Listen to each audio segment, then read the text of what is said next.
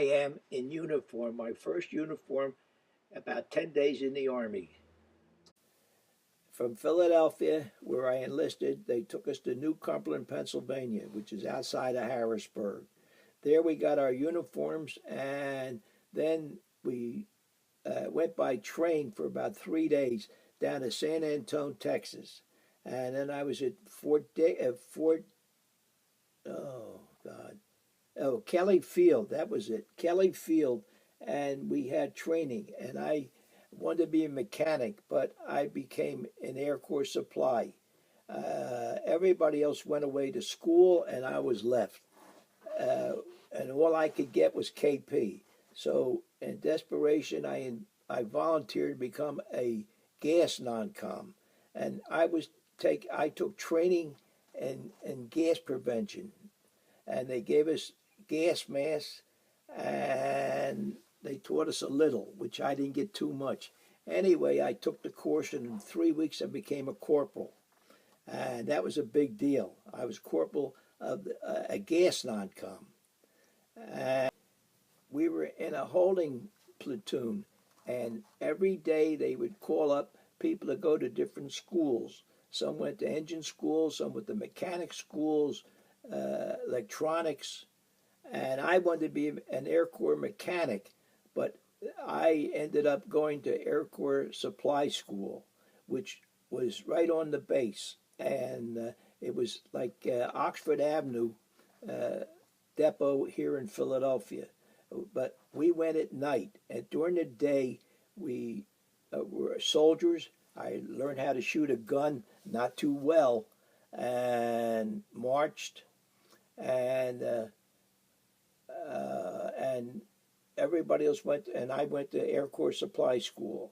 As I say, we went at 12 o'clock at night, and we worked till 7 in the morning, and that's pretty tough because you couldn't stay awake. However, we got finished with that, and then we shipped out to India. After being on a troop transport for 30 days, we arrived at Bombay, and there were waiting trains to take us to Calcutta, which took us another 5 days. This was the emblem we wore, the CVI emblem that stood for China, Burma, and India. I was promoted to sergeant after a few months, and this is the group that I worked with. That's me on the left-hand side, the sergeant, the good-looking one on the end. There are many holy men that roam the streets of India, and they live on handouts, what they call baksheesh. They are a strange bunch of characters.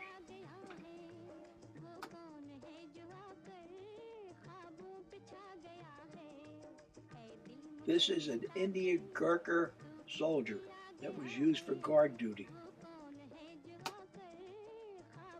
An army general all decked out in uniform. These are Indian Sikh soldiers in formation. Indian women in their native costume. Everybody likes to pose for the camera.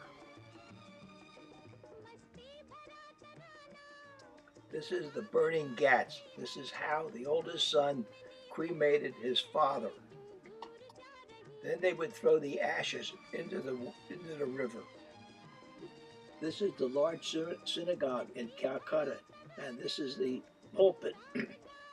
Gorgeous place. This is the ark with all the scrolls on display. Here is Rabbi Morris, the rabbi of the synagogue, and his wife and family. This is one of the parties we had at the Judea Club. There I am on the right-hand side. There I am. See me? This is Rama, a girl I used to date wearing a dress made out of a parachute. And this is the most famous temple in India, the Taj Mahal in Agra. This is the Temple of Love. It was built in the 10th century, and it caters to all kinds of sects, as you will see. These are engravings or carvings right on the walls. I know it's hard to believe that they had statues like this in public. They believed in the body beautiful. The Hindu religion has many gods, and each one had a temple dedicated to them. So all over Calcutta and all over India, there were many, many temples, and each one was very, very pretty and very bright. The rickshaw walla would pull you around Calcutta for a few pennies. They called it annas. This guy's taking a rest. They worked long hours and made very little money. A few pennies was the cost of a ride. They called it annas, and if it was a long ride, you would give them a rupee, which was worth about 30 cents. And they went around barefoot, as you can see. These pictures were in modern India, but the people lived the same as they did 50 years ago when I was there. They bathed in the Hooghly River, which is part of the Ganges, and they prayed there, and they bathed there, and they enjoyed themselves. Nothing has changed. This could be the Saturday night bathhouse where they're bathing in the river. The snake charmers are all over the place, and they use cobras to entertain. For a few pennies, they put on a little act or a show. Don't get too close, they may bite you. The snake charmers were on the streets, and they would entertain for a few pennies. This guy looks like he's blown his brains out.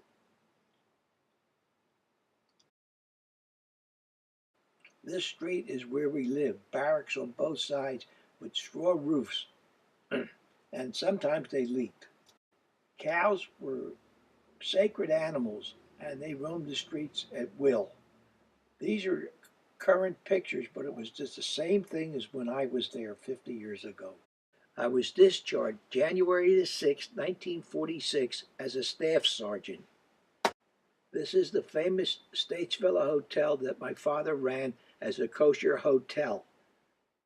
At one time, this was John Philip Sousa's summer home in Atlantic City.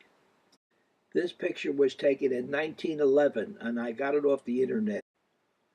This was the spacious dining room. I also sold ice cream on the beach. Irv and I were sitting on the beach in 1946. A friend of ours came by who was selling ice cream. Naturally, we thought that was way below us until he told us that he was making approximately $20 and $25 a day for about 3 hours. Well, Irv and I got the same idea. We got up, got dressed, and the next day we went to Trenton and we got a license. This guy was crazy. He went out to the water to sell ice cream. I stayed on the dry beaches, and I sold a lot of ice cream. That was the popsicle, the filled chocolate pop, the sandwich bar, and the big seller was the Fuzzy Wuzzy. And I yelled, "Get ready, here comes Freddy, I got a big one."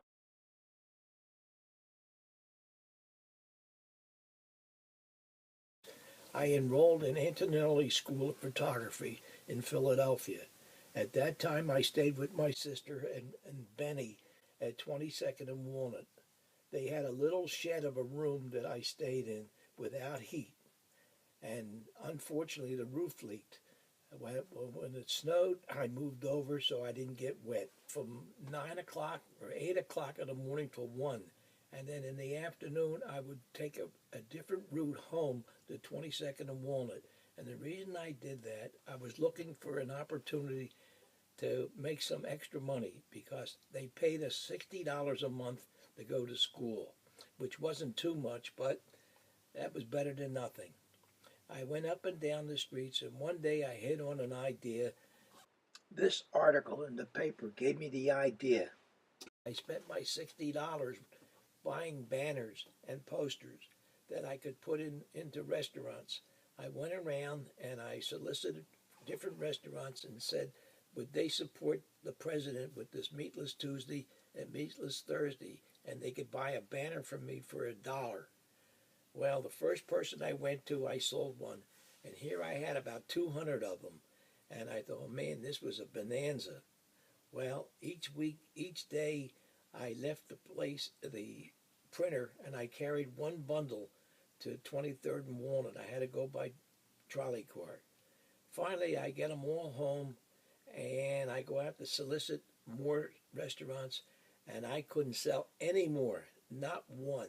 I sold the first one, and that was it. And that was my first experience at being an entrepreneur.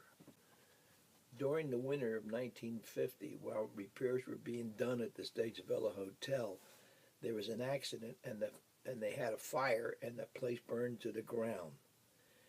My mother and father moved back to Philadelphia to 234 East Wyoming Avenue, where I joined them. 6 months later, they decided to go back to Atlantic City, and they bought a house on Pacific Avenue. I stayed at Wyoming Avenue, and my friend Hank Pagarillo, who was a fellow student at the Antonelli School of Photography, joined me, and we shared the apartment.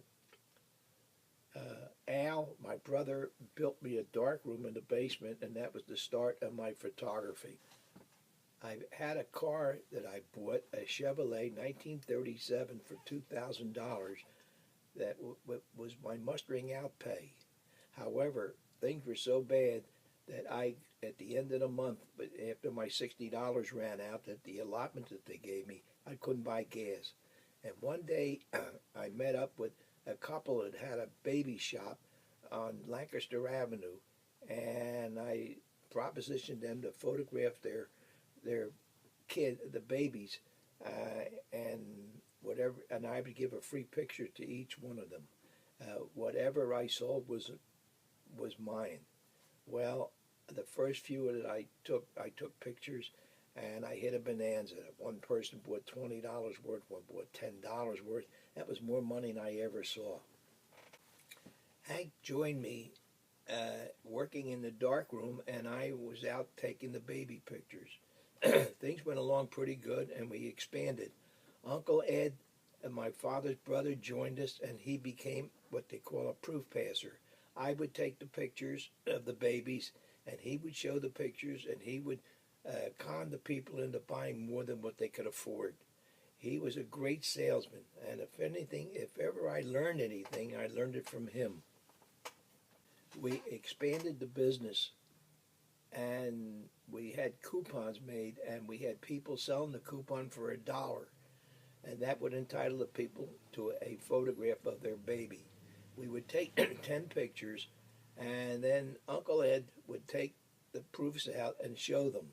And being the salesman that he was, we did very well.